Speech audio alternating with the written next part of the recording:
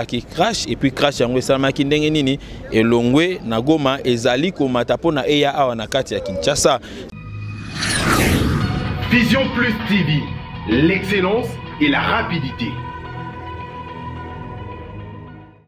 Mesdames et messieurs, bonjour et bonsoir, ça dépend à l'heure à laquelle vous aurez l'occasion de suivre votre émission que vous aimez énormément. Je sais que vous êtes de partout dans le monde, vous êtes en Afrique du Sud, vous êtes à Kinshasa aussi, vous êtes en France, partout dans le monde, vous nous suivez. C'est votre humble serviteur Josué Mpunga, le fils du peuple, autrement dit l'acteur principal de la presse congolaise.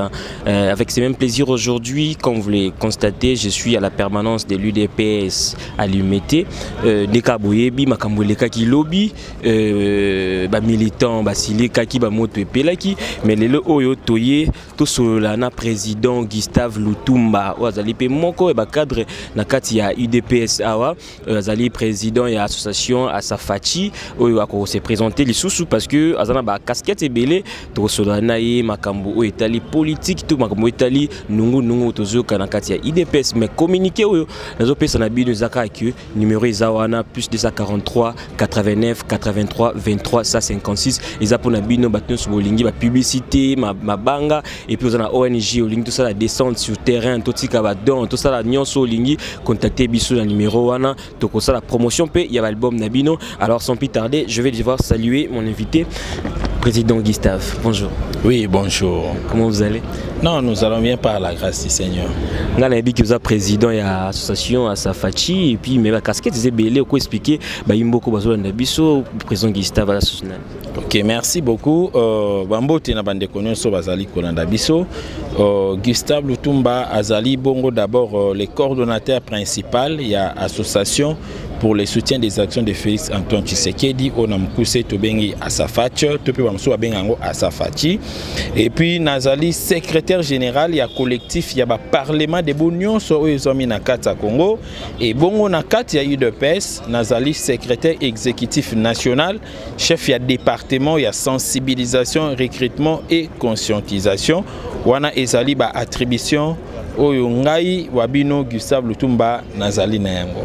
Mon amboka Gustave, tous mes campions qui sont solo, nayo par rapport à ma cambo zolé kana kati ya IDPS pe na Congo na biso parce que président azo diriger biso président o route na kati ya UDPS. Par rapport à ma cambo nyonso zolé ka lobi ba pine tumba maki avion mokonza mboka cargo et maka logistique mokonza mboka lobi ça qui crash et ma cambo wana nyonso wana information ni tout analyse nyoko sala.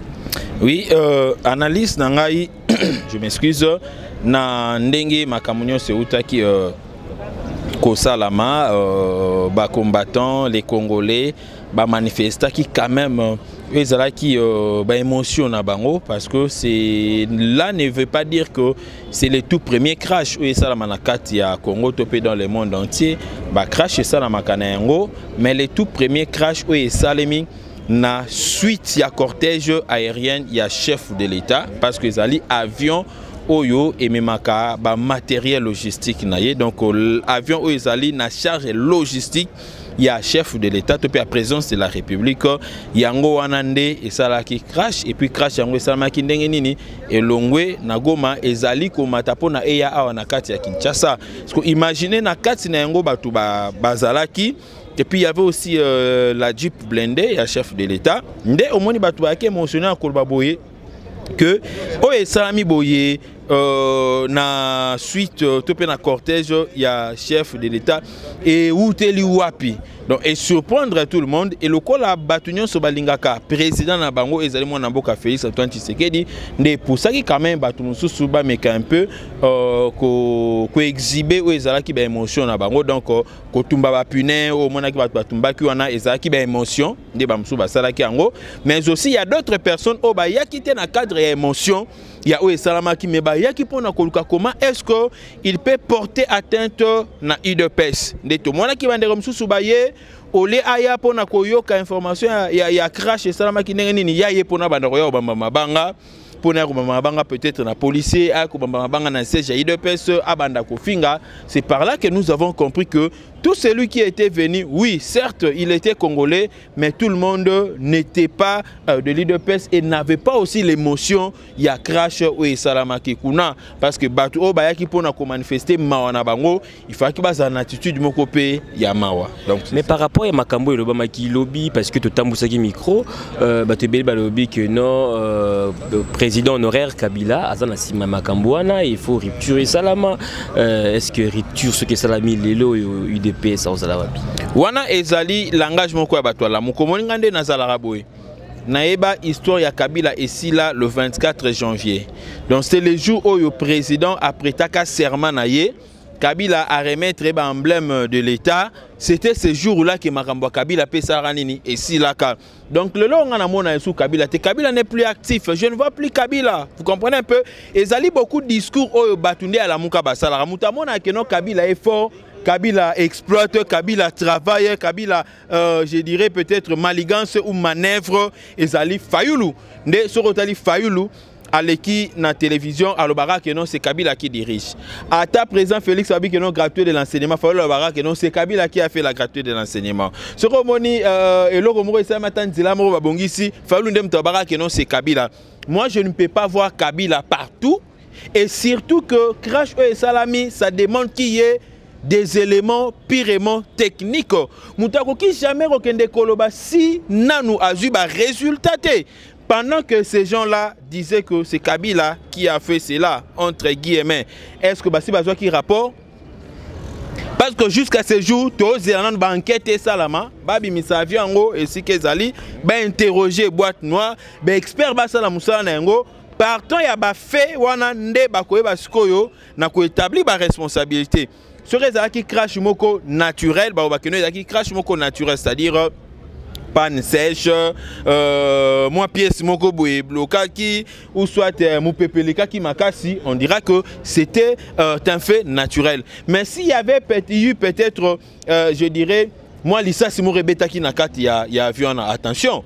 Nakati ya commission parce que basi batie commission. Nakati ya commission na o batie ezana ba responsable de la sécurité, il y a la présidence au Bazali, il y a certaines personnes au Bazelon na ko cité et ça pena service il y a renseignement au est impliqué nakati ezali na service il y a RVA na biso au peut impliqué nakati donc batie batu ebele pour na ba meka un peu kolandela et il y a aussi la Monisco, il y a aussi voire même la présence il y a ba experts internationaux. Donc tokende na makambuana soit qui va résulter pesa melibisonde to koyeba na ko établir ba responsabilité ngana lingara koloba lokola un BBT parce que je suis un cadre, je suis quelqu'un qui réfléchit, n'est-ce pas?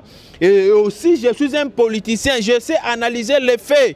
Au moins na kata politique na je na kata politique na roza na rando na yo mais na baluki na simana ye na batami na bambio libanga yo tango tali bo moni ngate o moni yo kanzi ke nemta bambio libanga attention on est en politique et na makambo tozo kende aujourd'hui na kata pouvoir otoza na yango to ebi que toza na système ya lidesu il y a banyama lidesu ba ole lidesu na kati mais na libanda pe toza na mutu wa simbi mbeli pona papa lidesu donc nous devons être vraiment prudents na ba façon na biso ya ko agir na ba acte OP tozali koposé na esra ko incriminer directement tant que tozana ba preuve totika je dirais la commission technique wana et ça la musala na yango ceux qui na comprendre ndeko Gustave bien ozo ko incriminer ou bien ko tchana kati wana bata la muka c'est-à-dire bata la muka ndi batindi bato balobaki lobby que non nini makambo esala meki kabeza na kati wena. Non écoutez na lobby te keza batu ya la muka vous comprenez un peu parce que Mutumsa Rosa anaye azana un citoyen congolais mais raisonnement neza lokola ya Fayoulou. Quand je dis raisonnement neza lokola ya Fayoulou au mona aleki na télévision na âge o yaye au mona Fayoulou alobara que non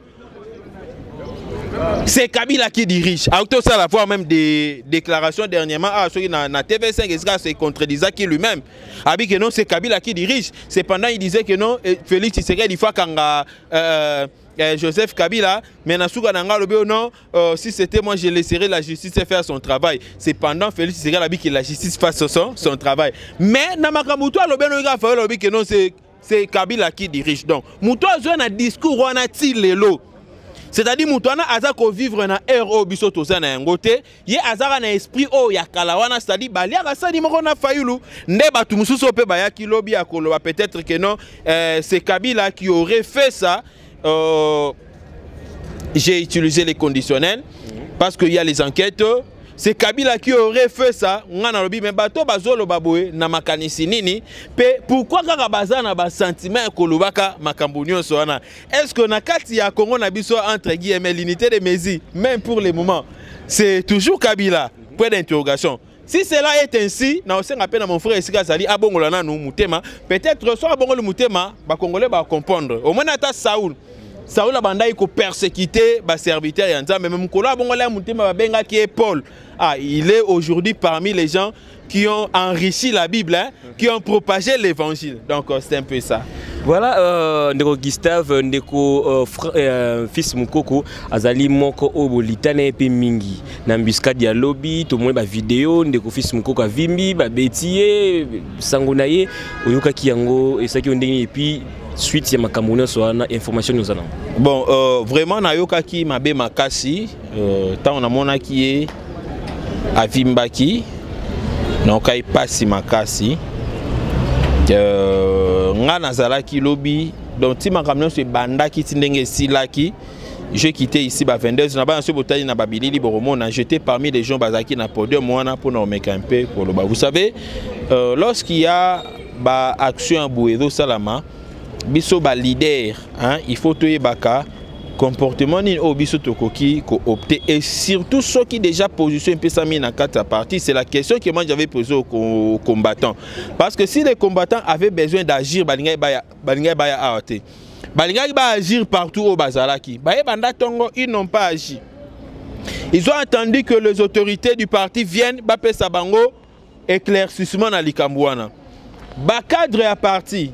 Entre autres, le président Aïe Kabundo, le secrétaire général Jean-Marc Kabundo, plutôt le secrétaire général Augustin Kabouya, Baye Babandi ko expliquer ba makamunenge Salameli, balobi non, tokoki ko aller vite te na ko incriminer parce que il faudrait que ba enquête et salama. C'est après les enquêtes que nde biso troye ba na ko établir ba responsabilité pour na collaboration ezali X et ezali Y.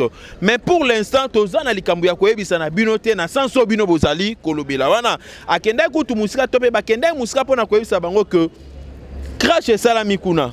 Likambu ya divorce ya FCC na cash et côté loin na ndenge ni na ba msuba ko beta na masolo ya misala awa. Est-ce que lobby tu elaki masolo ya misala to tele masolo ya rukabola FCC na cash? Non, na sima wana ezana batu ya mabe mususo bazali ko ya très mal intentionné parce qu'ils se sentent déjà être perdants. Comment perdants? Bango basala ki tout pour na IDPS accéder na pouvoir te. Mais ba moni que non IDPS accéder na pouvoir. Bien que minoritaire, on était dans l'obligation de composer. On a composé avec le bloc qui majoritaire, c'était le FCC.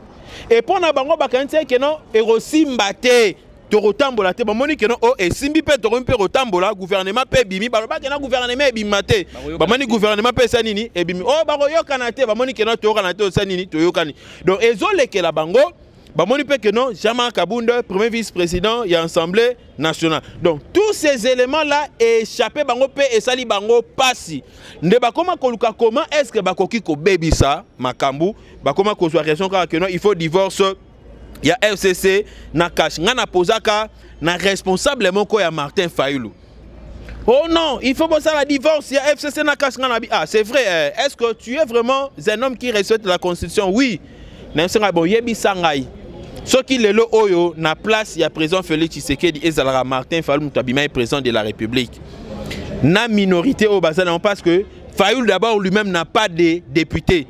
Biso d'abord on a des personnes na ba député na biso, c'est-à-dire Fayulu linga adembela na ba député à la muka au Bazan ya parti politique na été. Ba député na ba minoritaire. Ba linga ba diriger ndenge nini pour na bazwa majorité parlementaire.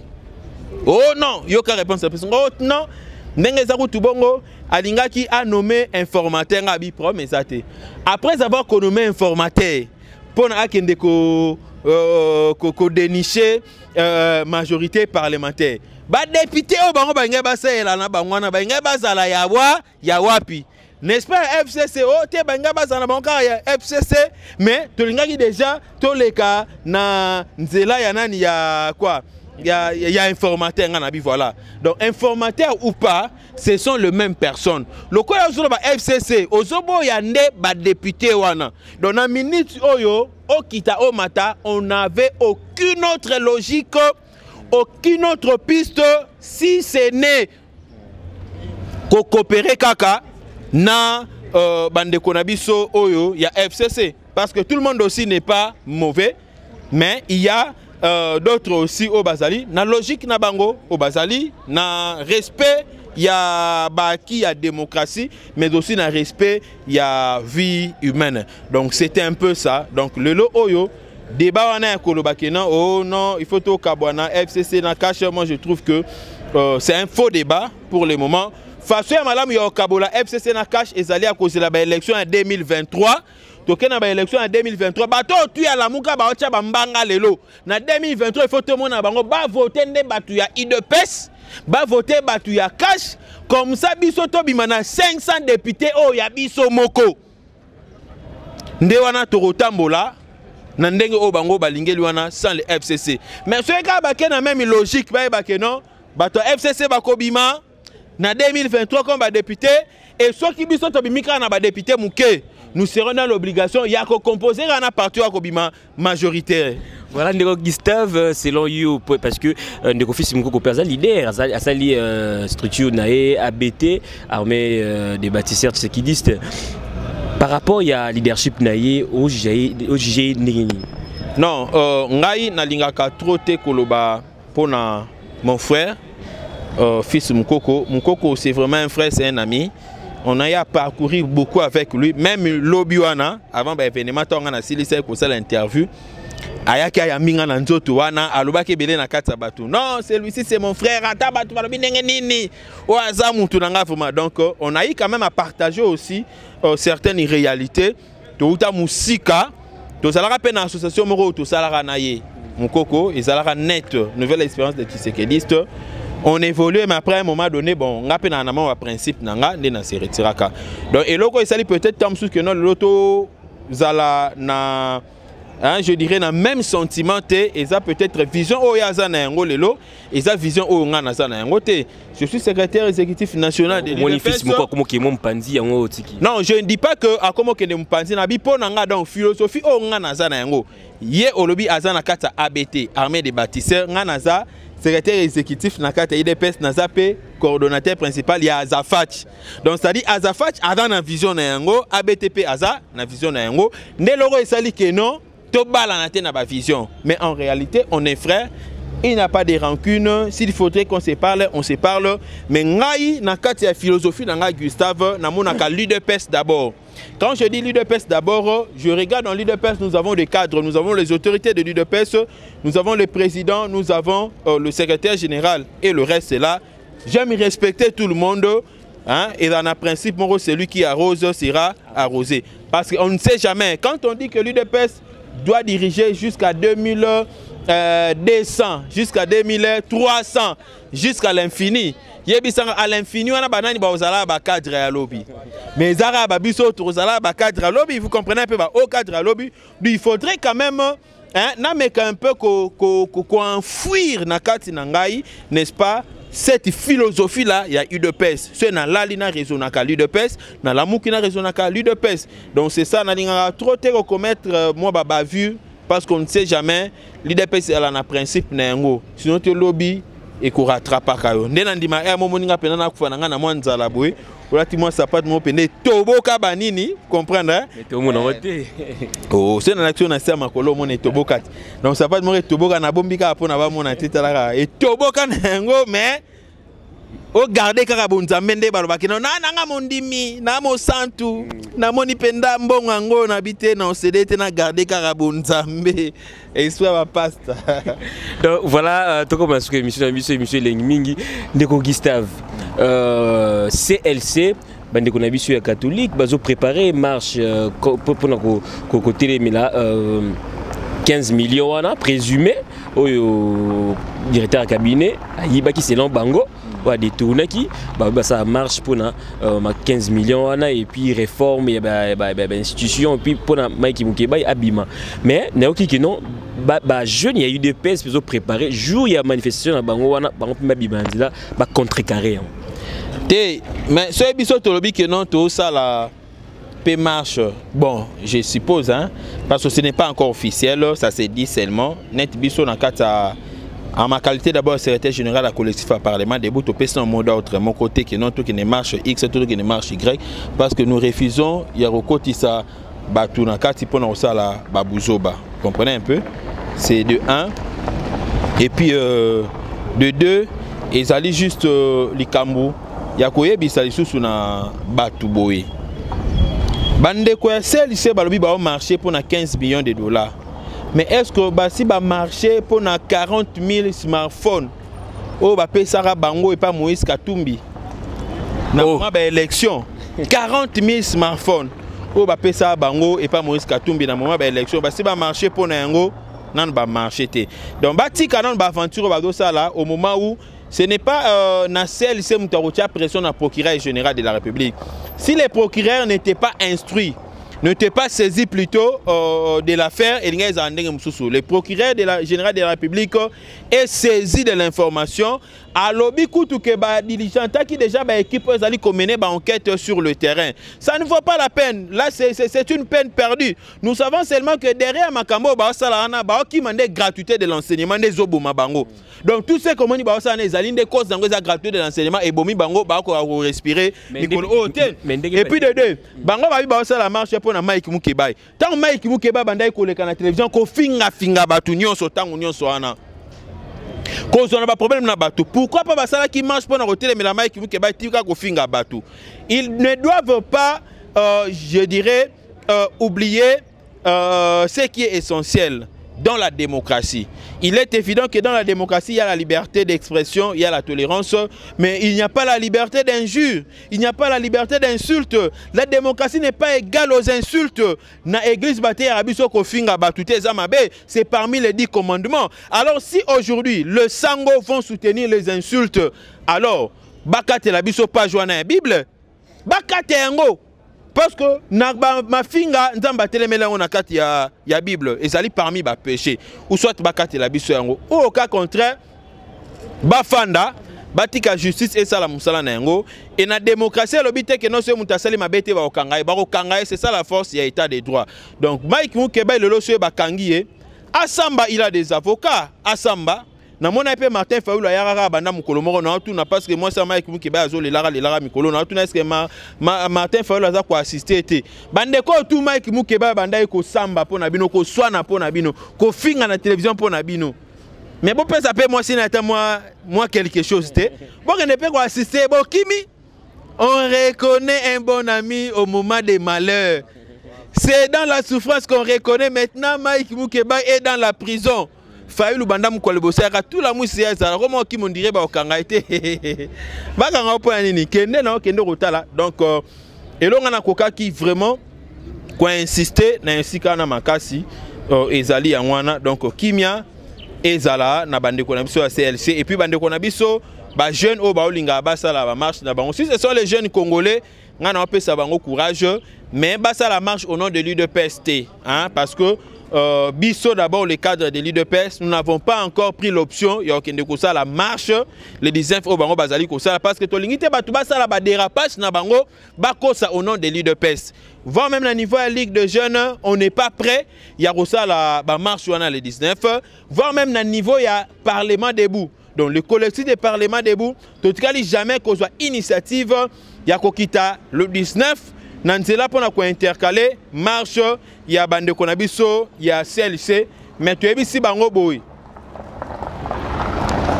ba mona kaka 15 millions t il y a beaucoup de choses à faire n'est-ce pas ba ça la paix marche mukolo wana ba telemela ba église catholique to pe ba école mususu oyo ebengana ki bana na gratuité le bike no bana na il faut ba futa ba ça la marche ndé loko ya kosala ngana parce que le peuple congolais ce qui est évident le peuple congolais n'a plus besoin de 15 millions de dollars là n'a vrai sens Anango posa parce que 15 millions de dollars ataba kaboleli ba parents non sur Simbate. Budget pour bana batanga ofele eza 2 milliards de dollars. Mais bango tango ba boya bana batanga ofele c'est-à-dire bana posa bango nde ba yiba 2 milliards de dollars. Donc na muto azo yiba 2 milliards de dollars, na muto yibi 15 millions de dollars, na nya plus méchant. Na nya plus méchant. Voilà. Donc bato bango balingi ba parents ba nyo kwama na 2 milliards de dollars parce que 15 milliards de dollars on a entre guillemets ezaki rétro commission, n'est-ce pas? Entre guillemets. Mais 2 milliards de dollars, on a ceux qui bango baboy gratuité, c'est-à-dire les parents aux hommes il faut bambongo tout ba parents ba futa et bimana ba poche na bango 2 milliards de dollars. Bango baboy gratuité te ba boti la bango ndé salaire à bango ba propre. Salaire na bango 800 000 francs. Na lobby ce n'est pas à l'enseignant d'imposer le salaire, soyons logique. L'état de asala calcul budgétaire na ye. Ayebi que non na ba ressources boye na koti sa boye bambongo na obimisa ezali autant il faut na futa autant bango ba yebisapso non ba enseignant wana parce qu'ils ont été payés juste na ba église catholique ba $600 ba $700 enseignant ni na sa tambola na nzela ake na église catholique na bi que non futanga $1000 to futanga $700 est-ce que ça bango tu ba fixaka ba prix wana to eza ba école catholique na nde bango ba tiaka salaire ba futa bango parce que si cela est le cas c'est que le oyo to ke na ba école catholique to mona muto fixé salaire na ye na prix na ye na ndenge ya kolingela mais tellement que ba ki mutema mabende ba lo ba que non 800 000 non nous disons ceci na ba calcul to betami o ese betami e lo ba mi que chaque enseignant a touché $245 ou ils ont l'équivalence il y a 400 pas plus pas moins donc 410 000 francs congolais au ba opé ça y est sans tenir compte il y a avantage sur les soins de santé donc 410 000 francs na yo moi na otanga ofele sko zelaka Damas na ofuta palais comprenez makamso mike rubando ya malembe so budget matile le au budget to ke na dena ba 10 milliards est-ce que moni batona bando tia ba mbanga ba lo ba lisusu et alors ça bango za ki mutema mabe il pense que le président Félix Tshisekedi va échouer mais nous leur disons au nom du Seigneur au nom de Jésus au nom du Très-Haut Félix Tshisekedi étant l'espoir de toute la population congolaise, il n'échouera jamais. A Komemabiso na bon port, Makambuna eko Simba. Donc Batika qui mute mamabe wana, zoa 410 000 na yo, so ki budget mati e comme 500 000. So budget mati e comme suba 800 000, ça la calme. Tangu yo petala ki mute mamabe baninga. $245 wana ezali, je dis paiement moko uniforme. C'est-à-dire partout dans Moutou Azan en Gandajika, on a $245, topé 410 000. Moutou Azan a 100 Koussou, on a 410 000. Moutou Azan a Sumbales à 410 000. Moutou Azan a Kikwit, Idiofa, on a 410 000. Mais Bambongo Zomo Nana Bato Babeta Tolo, Tobanda touché 700 000. Et Zalaka na Kinshasa na école catholique à Kinshasa a. So que na intérieur ba musu banda zo ba 10 000, ba 20 000, ba 30 000 francs. Maintenant le président Félix Tshisekedi a ko uniformiser salaire. Il y a fonctionnaire congolais, il y a enseignant congolais. Mutu nyonso biska nyonso a vivre ndenge moko. Oeze sengote. Moi ndambo ba na kata Kinshasa so ba 1000.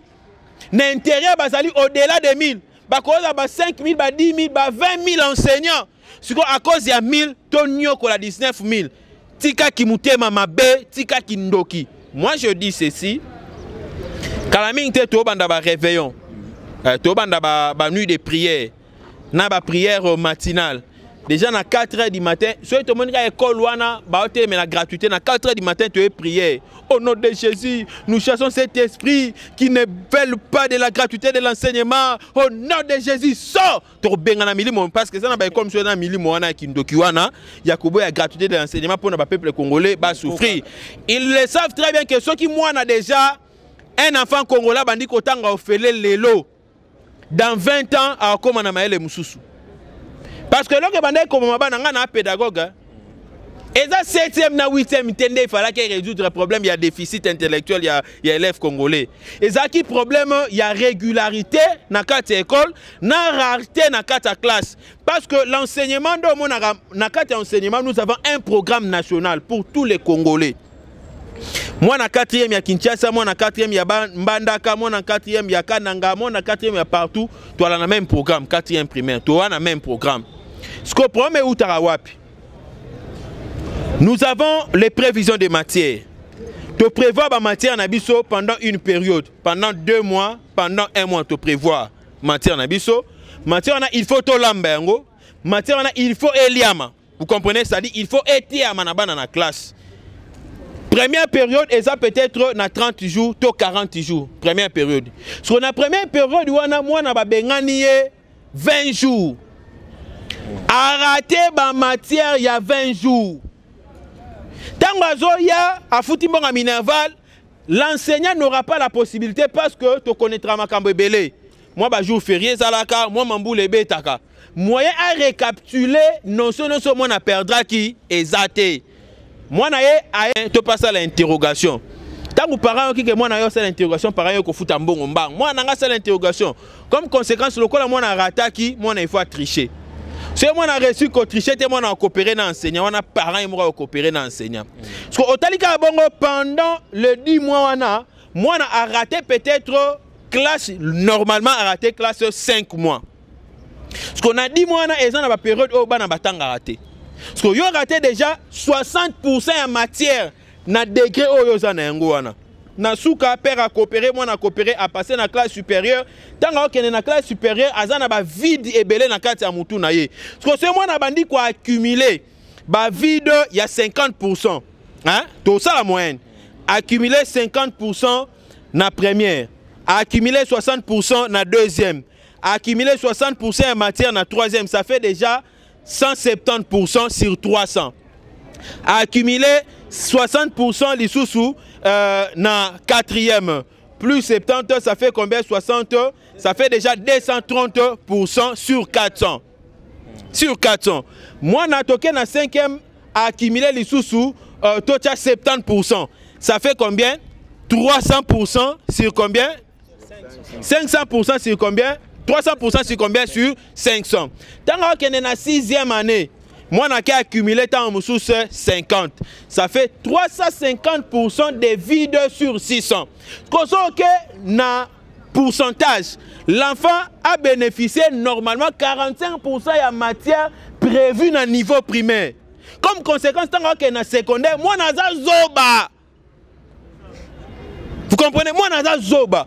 Mais ce que la primaire a bénéficié parce que c'est ça l'enseignement fondamental. Kune komika ka moi ba complément parce que aux yeux l'autre côté na primaire na secondaire kuno mona minda tant cop au sombi bulletin au comme na 6e des humanités aux yeux diplôme comme conséquence comment même une lettre na lingala au kokate et relater même un fait qui venait de se passer tout à l'heure ici en français.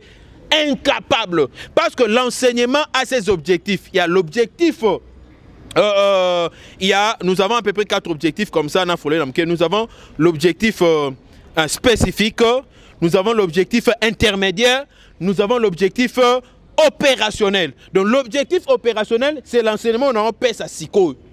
Na matière nanga lelo. Mais si on a vu matière oyo na matière wana na kati na wana toza na objectif spécifique. Oyo ceux qui na ici cours nanga ya français, leçon nanga ya français. Pendant le premier trimestre, il faut s'attendre à l'eau qu'on n'est pas à moi, on a 6e, on a 5e, on a 1e, on a 2e. Autant que l'objectif, nous sommes je dirais, atteint parce que moi, on a raté ma classe, ma cambébélé. Ce que tu as la gratuité pour nous permettre moi à la classe, chaque jour, moi, qui ma classe. Yo prof, yo enseignant, yo directeur, yo préfet, ceux qui sont à l'école, nini. Ote na boy gratuité. Mikolo yonga na lo baboy. To banda opération moko. Il y a identification des enseignants et des profs donc identification des enseignants et des politiciens au sein de l'école. Donc toye to la chose aux enseignants, to pointer aux enseignants tika tangisa. Mais si tu es un politicien ou se converti en enseignant, to bengani yo. Kendo sa politique. Parce qu'un vrai enseignant ne peut pas sécher les enseignants parce que batiango gratuité. Est-ce que Zali Kambuna yo c'est la salaire na yo? Ba futa c'est la salaire na yo. Yo tangisa mona. Et biso en pédagogie tu vois que la pédagogie est un apostolat, est une vocation. Donc si on sentit que non vocation ils étaient apostolés, ils étaient tika. Kende kende osala politique to kende na armée. To kende comment na okaka danser. Voilà, merci beaucoup Ndeko Gustave. Nasu ya kolobeze belé mais to chité na kobeta lisolo ya sanction parce que le président de la République a plaidé pour la sanction ils allaient un peu levé par rapport à ba dirigeant qui to o basala qui na président honoraire Joseph Kabila. Likanisi wana ya ko plaider pour la sanction est-ce que Ndeko Gustave pas d'accord? Bon, d'abord on a banda o banda kala kutu. Avant on coupe kangata Kabila plutôt avant Kabila longa na pouvoir na loba ko banda kala avant ba sanctionner ba o musu ba uti sanctionner pe na Simon na loba que na rapport ya pas na ma Pampex pendant ma Pampex abimisa la biso que no batu na mbonga na biso abazana ba 30 milliards de dollars na ba banque ba 18 milliards de dollars ba 15 milliards ba 5 milliards ba 3 milliards ba millions de dollars ba mbongo nyonso so to kangisi angwa et que le Congo na biso ata pendant 6 ans, pendant 7 ans, et que construit pe ko memambo na biso na développement na makambo ebele. Parce que bato ba na bambonga na zamindele ce sont des Congolais comme nous. Quant à moi je disais que ce bato na bazuka likanisi ya koloba que mbongo o biso to bombaka to yibaka to bombaka libanda wana. To bimbongo wana au lieu et se volatiser ndenge salamaka na époque ya Mobutu abombi mbongo libanda et kangami libanda babo mbongo wana ezonga na kati ba mindele bale yango te tondimi mbongo wana ezonga mais lokola to yibaka yango ebimaka na ndenge moko ya fraude balongola ba sanction na biso tozongisa mbongo wana topesa na gouvernement na biso topesa na trésor public na biso topesa bango ata 70% biso totikala ata na 30%. Ngana on sepela te et omoni pena batutu wana balame amende les autres babite bambongo tozana yango ba Jeannette Kabila ba Zoé ndenge bima na ba rapport wana keno no yana sur 5 milliards de dollars na sanango 3 milliards de dollars na na caisse à l'État. 2 milliards na tikali nango. Mais c'est ça bilo biso to lingi yango. Et si kana soki les présidents de la République que no ba lever sanction parce qu'ils sont congolais. Ba ozong tela biso mbongo wana mabeza. Est-ce que za bongo nde olobito analyse na biso na binga na politicien. C'est to comprendre que na c'est ça bongo. Na binga na politicien. Voilà. Donc comme na souka émission na biso mot de la fin quelques secondes. Mot de la fin, na bengi bande konyonso oyo balingara le président Félix Antoine Tshisekedi boya ko s'adhérer rapidement partout au Bozali parce que Azafati a na monde entier. Donc yo so bengi biso rato so kende na mboka kingani kende pa nani. Na mboka kingani to na tout le 5 continents biso tozali na kati. Donc on a une bandeko association pour le soin des actions de Félix Antoine Tshisekedi tozali ko adhérer ba membre nyonso o balingi ko s'adhérer parce que on est là pour soutenir les actions du chef et dernièrement a kuto uti ko kende na Bandundu adhésion na ndemo ya saranate les maires bourgmestres nga notable tout le monde s'est adhéré le biso so derrière le président Félix Antoine Tshisekedi. Donc wana nga na koyi koloba na bandeko mususu mais aussi na ebisi na ba congolais to tikala 1 to mona démon partout to yeba ko vie eza na ba réalité na yango mais ce to lingi le président Félix Tshisekedi a réussi makasi biso nyonso to ya simanaye to longwa na kati ya ba distraction to accompagner pour na gagner Paris na ye na pesi mbote na ngai na bato tout balinga nga pe o ba soutenir ngai notamment l'honorable Doudou Moussoayi o azali kuna na kati ya Bandundu azali ko soutenir makasi Azafacho na pesi mbote na cordon Denis Chimanga na pesi mbote na le conseiller principal Kazadi et si Kazali mukuna kuna na États-Unis na pesi mbote na mama Chantal Masengu na pesi mbote na Véronique Ngalula na pesi mbote na ba membre no Azafacho ba Patrick Alengula ba Dani Mikai na pesi mbote na Bayani Kinzita na impesi mbote na ngamoko na ndeko alingi ko benga biso na plus 243 89 457 33 88 deuxième numéro ezali plus 243 81 51 63 797 ba numéro na biso so ezali na WhatsApp mais loko mo kanga nazali koloba ozo sala erreur parce que oyo wana kombo na ezali béton ba betaka likofi na béton te keba rolela maman na kufi donc tika na ba aventure parce que le béton yemoko azali kosala musala na ye Congo ezali kokende liboso Congo ezali kobonga na bandeko na biso oyo nyonso bazali ko partager ma ensemble na biso na nzela ya crash o esalamaki tozali pe ko partager ma ensemble na bino mais tolobi tozela rapport et salama après rapport nde tokoyeba nani aza nani nini ezalaki nini pona nini nini ezalaki nini pe nani. Voilà. Voilà, mesdames et messieurs, nous sommes pratiquement à la fin de notre émission. Je pense bien que Boutique Olanda, Ndeko Gustave Lutumba, mais qui est un peu expliqué par rapport à Makamozo Kana UDPS, puis par rapport à la politique congolaise, Ndeka Bolanda Rabinumoko. Quant à moi, je tiens à remercier toute la grande équipe technique qui a Vision plus Télévision, un Pessimbo, Nabino Nyonso, Yabila Nathan Communauté. Mais Nathan Kombo à mon boss, Raphaël Oualoukon, Kanapesombo Théâtre, la plus belle dame du monde, Bella Dinganga, Napesombo Théâtre, et puis sans oublier maman Ariette ou Pumba Balobi, maman Sarah Badon. Abi, je suis qu'on l'a raté. Ndi na soutenir Rabat Orphelin, ndi pas soutenir, je suis un punga. Merci beaucoup Rosa Makoko et puis président Jules Makofo, fondation Jules Fondation Ekoki des Jules Makofo, ils ont na Kinshasa awa, ils ont déjà inauguration nango et tout ça ngaka abino batunyo so soutenir Rabat Orphelin, veuve, ndeka gratuité payé boki pour soutenir yango na nzela ya fondation Ekoki de Jules Makofo na pesumbo te mingi na prophète Benvin Percel na kati Angola wana bambote no trop je suis courant c'est le awa pour masolo boyo kanaki. Quant à moi je vous fixe rendez-vous très prochainement avec d'autres invités, pourquoi pas d'autres événements. D'ici là, portez-vous bien. Au revoir.